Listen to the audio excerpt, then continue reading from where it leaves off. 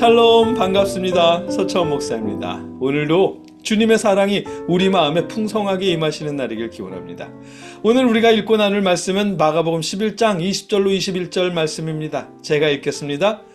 이른 아침에 그들이 지나가다가 그 무화과 나무가 뿌리째 말라버린 것을 보았다. 그래서 베드로가 전날 일이 생각나서 예수께 말하였다. 랍비님, 저것 좀 보십시오. 선생님이 저주하신 저 무화과 나무가 말라버렸습니다. 아멘. 예수님은 환정상들과 비둘기 판매상들을 성전에서 내쫓았습니다.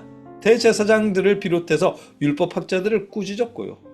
공식적으로 예수님에게는 그럴 권위가 없었지만 성전을 사모하는 순수한 믿음에서 그러셨겠죠. 기도하는 집이어야 하고 하나님께 집중해야 하는 성전이 장터가 되어버렸으니까요. 예수님은 그래서 상인들을 내쫓으셨지만 하나님의 독생자로서 순수한 믿음에서 그렇게 하셨겠지만 대제사장들과 율법학자들의 눈엔 젊은이의 어리석은 행동에 지나지 않았을 것입니다.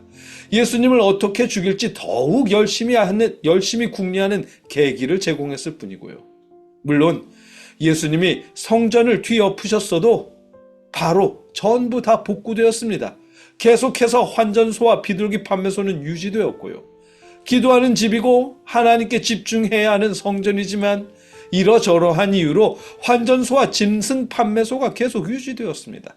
신앙이 중심이어야 할 장소가 경제가 중심인 장소로 바뀐 채 계속 이어졌습니다. 그리고 지금의 우리가 알고 있는 것처럼 예루살렘 성전의 결과는 오늘 본문 속 무화과 나무와 너무 닮은 꼴이 되었습니다. 여러분 기억하시죠? 예수님이 예루살렘 성전에 들어가시기 전에 무화과 나무를 저주하신 일이요.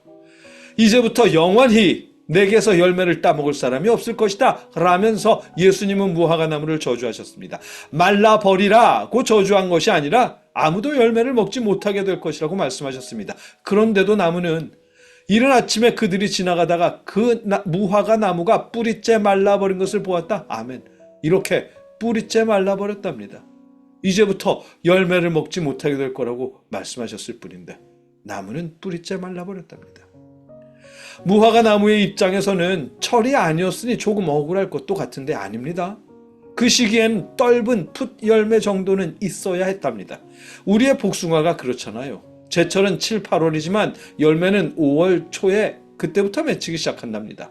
무화과도 8월로 11월까지가 제철이지만 예수님이 예루살렘에 입성할 즈음엔 풋 열매라도 맺혀 있어야 했답니다. 예수님께서 저주하신 그 나무는 풋 열매조차 없었던 것이고요. 잎은 멀리서 봐도 무성해가지고 겉보기는 풍성했는데 실제로는 풋 열매조차 없는 제철에 열매를 맺을 준비조차 하지 않은 나무였던 것입니다. 그래서 예수님은 저주하셨고 나무는 뿌리채 말라버렸습니다. 그런데 예루살렘 성전의 결말도 그와 같습니다. 본문 속에는 없는 내용이지만 역사에서 우리가 목격하고 있죠. 이러저러한 핑계로 예루살렘 성전 뜰의 환전소와 비둘기 판매상 등을 유지하며 운영한 예루살렘 성전은 완전히 무너졌습니다. 예수님이 십자가에 죽으시고 부활하신 후 40년쯤 지난 AD 70년경에 로마군이 예루살렘 성전을 완전히 무너뜨렸거든요. 그 결과 지금은 예루살렘 성전의 자리에 이슬람의 모스크가 서 있고 예루살렘 성전은 서쪽 벽만 남아서 통곡의 벽이라는 이름으로 존재하고 있습니다.